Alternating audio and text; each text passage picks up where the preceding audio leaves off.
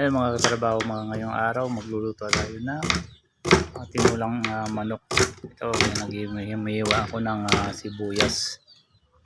Isang sibuyas lang yung lagay natin. Yan, tuloy na iwa natin. So, lagay na natin sa ating lalagyan. Right.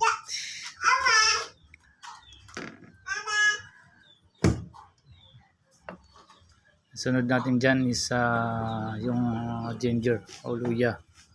Yan, para mawala yung ano yan, yung tangsa o amoy ng manok. Kailangan i-gisa natin din sa luya para mawala yung amoy niya. Sunod bawang, siyempre. Iwain natin yung bawang. Nabalatan na natin yan. Iwa-iwain na lang natin. Kasi sa durugin natin, hiwa na lang. Yes. Iwa-iwain natin na maliliit para at least pag nag-isa natin is maganda-ganda.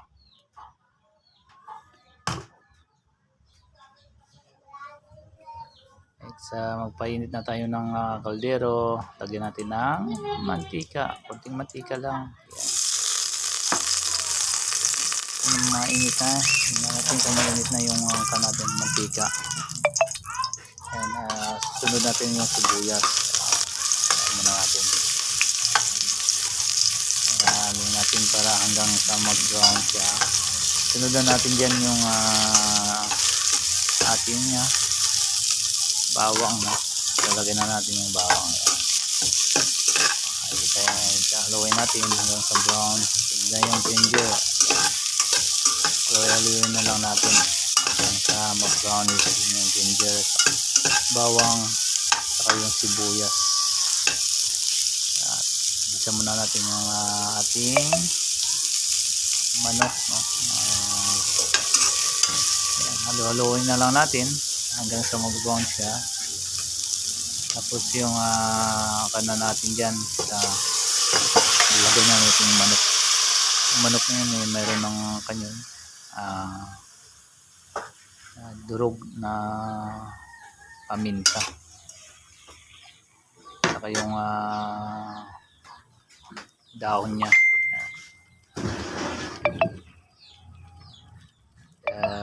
Gisa muna natin siya hanggang sa mix yung ginger, no? Yung ginger sa ating manok, wala yung langsa masyado.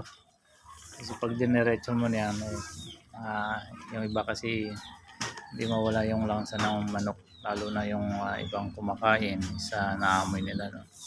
Lakas yung pangamoy ng iba. Kailangan may luya talaga, bawang at saka sibuyas.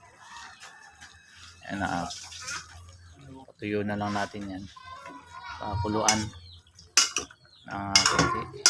Tapos natin mix natin, haluin natin, haluin natin yan.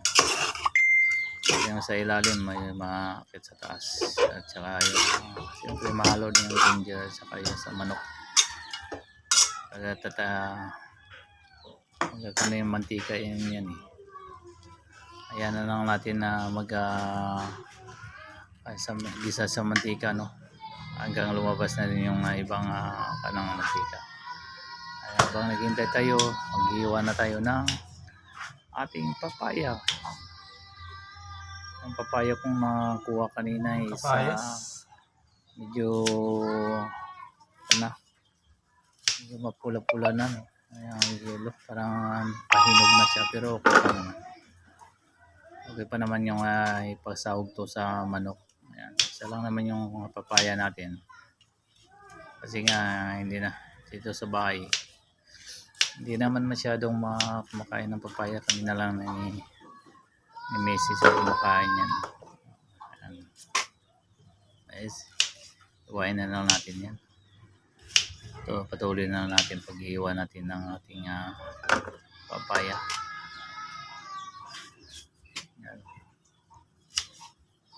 Yan na lang natira. Tuloy na habang Naghihintay tayo ng kumulo yung natin sa ginisa nating manok. Tuloy na tayo sa pag-iwa ng ating papaya.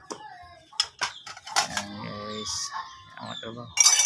Siyempre, kailangan natin hugasan yun yung ating papaya. Kahit basic lang para mawala yung gata niya. Kaya bambalat ng kami. Wala din yung niya. Ang hugas din yan ang trabaho. Okay na yan kasi nalata natin kanina, hinugasan natin. Yan, isang hugas lang, tama na yan. Ayan guys, yan. Tagal na natin yun. Yan, kulo na habang nagpapalambot tayo. Ayan, tikman natin yung lasa. Okay na. Nilagay na natin yung papaya kanina. Ayan, medyo matigas-tigas pa yan. Subukan natin. Ano to? Yung papaya.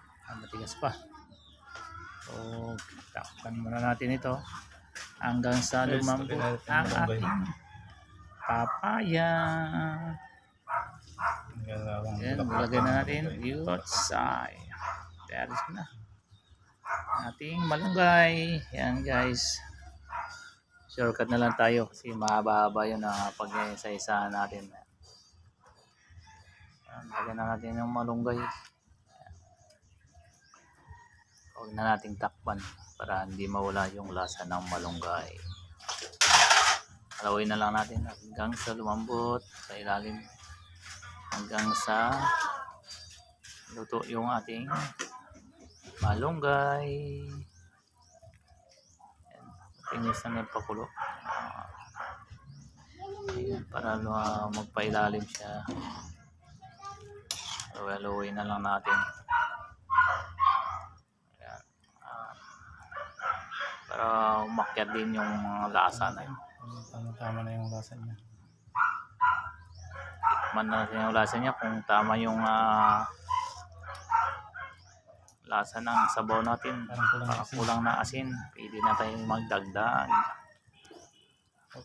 Kulang nga. Lagyan natin yung asin.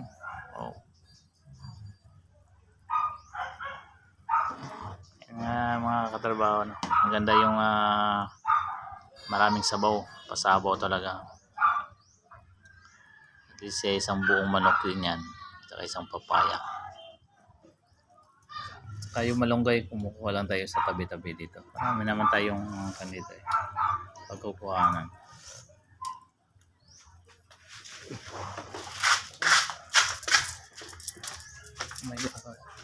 Okay, ito na. And okay na. So tayo, santukan na natin isang kan at matikman ang nilagang manok. Sarap na. Oh my god, sabaw pa lang ay sarap na. Wala natin katrabaho. Ayan, sobrang init. Sarap talaga. Hindi na ako makapagsalita ng gusto.